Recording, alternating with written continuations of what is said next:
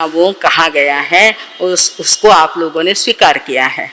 श्री पाल नरेश्वर समर्या परमेष्टि नव पद प्रेम से श्री पाल नरेश्वर समर्या परमेष्टि नव पद प्रेम से।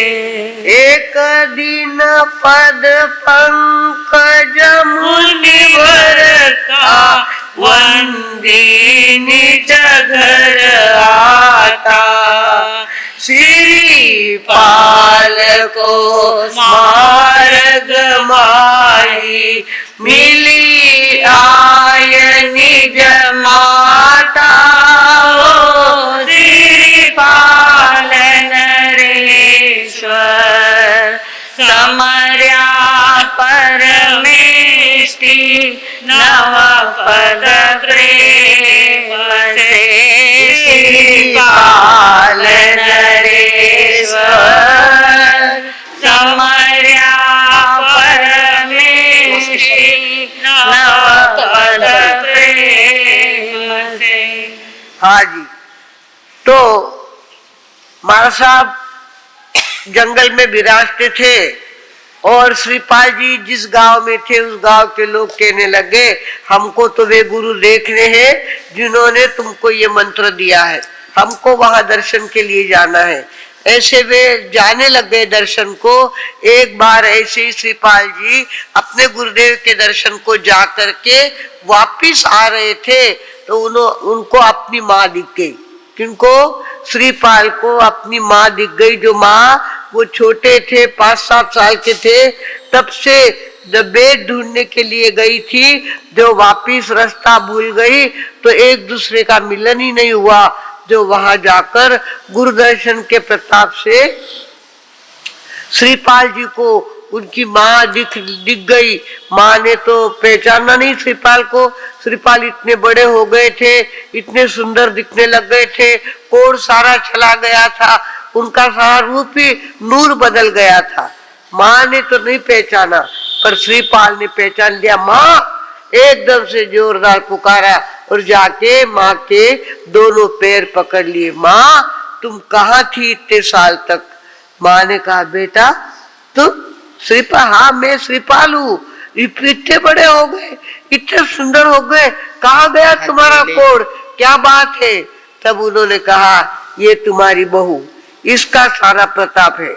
इस बहू ने सारा गुरु का दर्शन कराया और गुरु के द्वारा मंत्र दिलाया और हमारी साधना हुई। साधना के कारण से मेरा कोढ़ चला गया। श्रीपाल जी को, श्रीपाल जी की मैना सुंदरी को ध्यान में आया कि ये मेरी सासू है, सासू है। ऐसा तो पल्ला आगे लिया और अपने सासू के पैर छूने लग गई वो। उसने कहा ओ बेटा कितना उपकार किया है तुमने, मेरे बेटे का कोढ़ भी चला गया और इतना सुंदर बेटा दिखने लग गया, सारा उपकार तुम्हारा है। तो श्रीपाल मैना सुंदरी कहने लग गई मेरा भी कोई उपकार नहीं है, सारी गुरुदेव की दया है।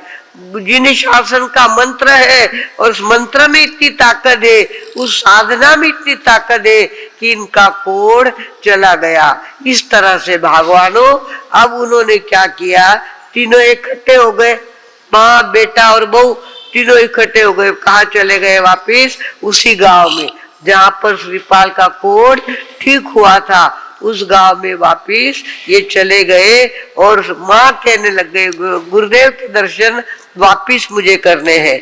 तो गुरुदेव के दर्शन के लिए वापिस वे उसी जंगल की तरफ आए। तीनों माँ बेटे और बहू तीनों वहां आए तो वहां हुआ ये कि हमारी मैना सुंदरी की माँ, उसको पता चला इस जंगल में महाराज साहब विराज रहे हैं, लोग दर्शन को जा रहे हैं, मुझे भी जाना।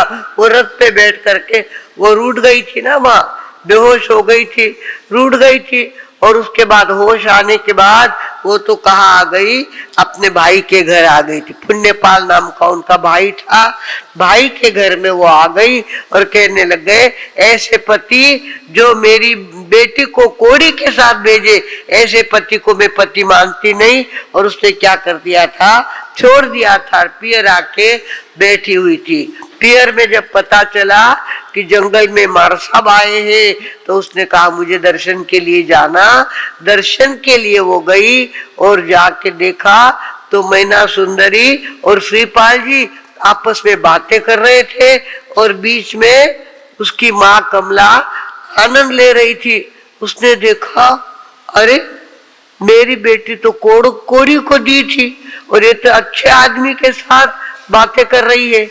शायद इसने कुल को कलंक लगाया है, इसने धर्म को कलंक लगाया है, मेरे दूध को कलंक लगाया है, ये पापन है।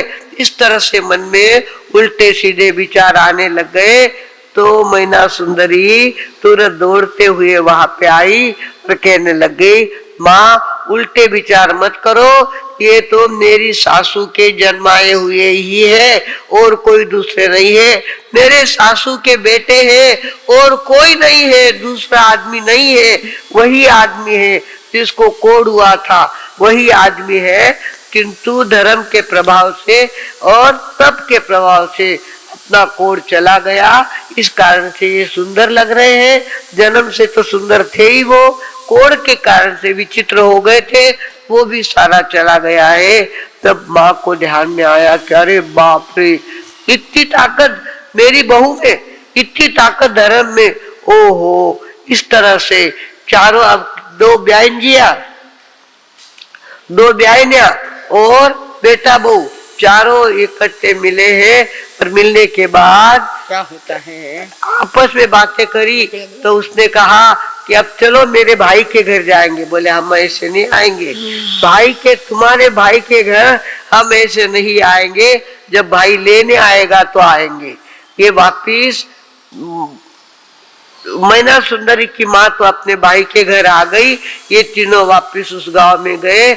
घर जाकर के इसने अपने भाई को कहा, अरे तुम्हारी भांजी, तुम्हारा भांजा जवाई इतना सुंदर हो गया है, उसका सारा कोढ़ चला गया है, ऐसी ऐसी बातें हैं।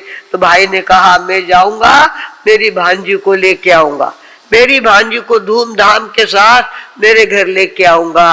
अब कल हम देखेंगे किस तरह से राजा पुण्यपाल अपनी भांजी को लेने के लिए जाते हैं, किस तरह से लेके आते हैं और आगे सगे पिताजी मिलते हैं तब क्या बातें होती है, ये तो सुनने से पता चलेगा। श्रीपाल नरेश्वर समर्या परमेष्टि नव पद प्रेम से।